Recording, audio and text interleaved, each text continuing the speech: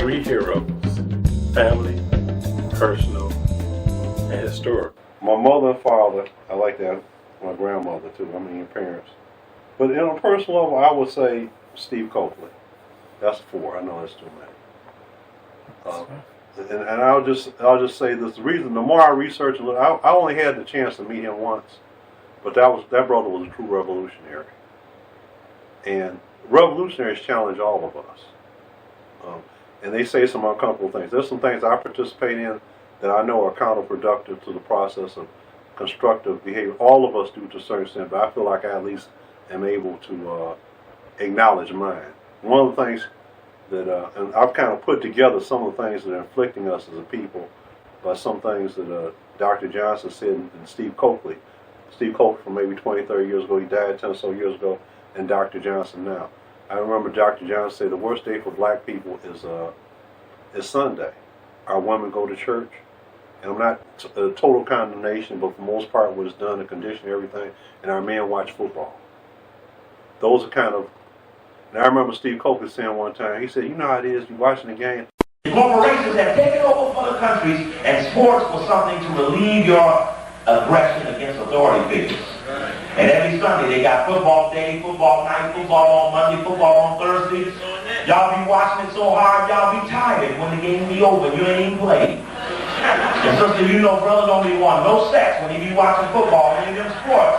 Because he's too tired for sex because the TV done worked him out. And that's all it was supposed to do is make him tired without lifting a finger. Check. You know, we know that sports and entertainment exist to keep people from rebelling. That gives you something to do. That keeps people from constructive activity. That's a distraction.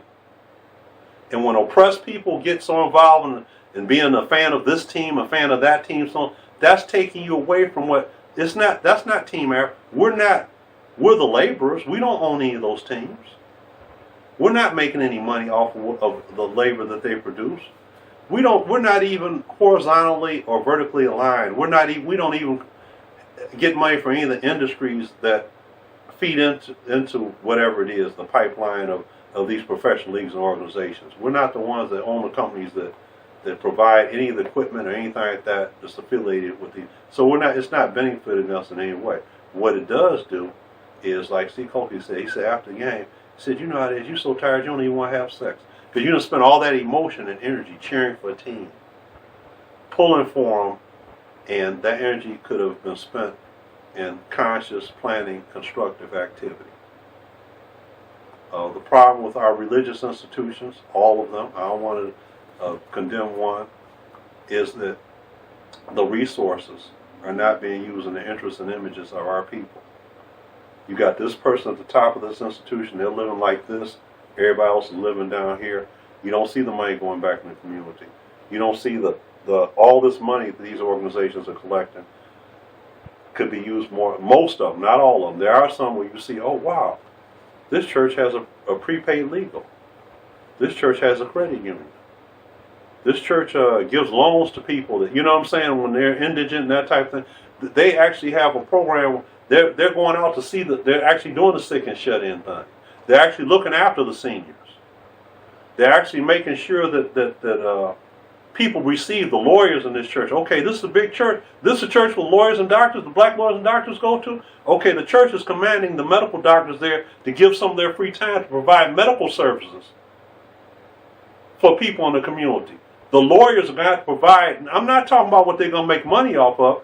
Your bag is your bag, but you're going to provide some free legal aid because you have the mission of, yes, you got to pay your bills, but what about serving the community? Because it took a whole lot of energy, a whole lot of feeding, a whole lot of encouragement, a whole lot of resources to help you get this degree.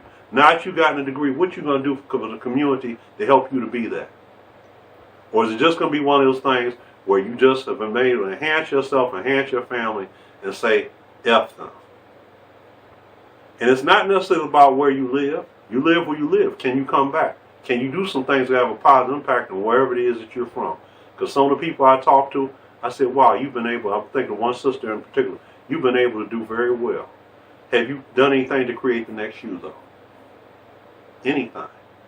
Because everything that you say that you're doing to help people, you've always gotten a check for. And that's good that you have black clients and that type of thing, but you're doing all that for money. And if you're a principled person, there must be some things that you will not do for money. There must be some things that you will not accept money for. And I'm thinking of Dr. Earl Henderson, a guy that was a student at Wayne State. I don't know what he's doing now, and I don't know whether he still is as progressive as what he was. He wrote an article on rap music, and I kept a copy of it. It was most beautiful. From this, and so he's talking about Pig and Markham, and what are some of the other the blues and all the tradition, the African systematics, the call and response, all these things that fed into the talking over music and what this art form is and where it really came from originally. But then he started attacking how it could be used socially. Like, okay, the artists are kind of like the materialistic aspect of the culture, which we derive directly from the Europeans. The emphasis on materialism. We can't be free, but I can talk about how many cars I have, or how many houses, or how I'm living, and the degeneracy toward women in our community, and the justification of the financial aspect. And Earl Henderson said in our article, it really stuck with me. He said there must be some things that you will not do for money. There must be some things that you will not do for money. And this was the exact message that I gave to my mother. She was part of a group that Terry McMillan's sister has a sister. Terry McMillan's sister is Rosalind McMillan. She wrote a book too. Terry McMillan wrote what's the book that she wrote? Because they made a movie out of. How Stella Got Her Groove Back. How Stella Got Her Groove Back, and some of the other works of art. And I met her sister because my mother was in this group, and they were trying to get their works published. Of course, Rosalind got hers published, her sister, because she was, connected to Terry. She wrote a book called Blue Collar Blues, which is about her experience working in a plant. I never read the book. I don't know if it's good, but I told my mother, I said, this is obvious now. All these people, whether it's Oprah or Gayle King, I said, her art portrays black men in a negative light. Okay?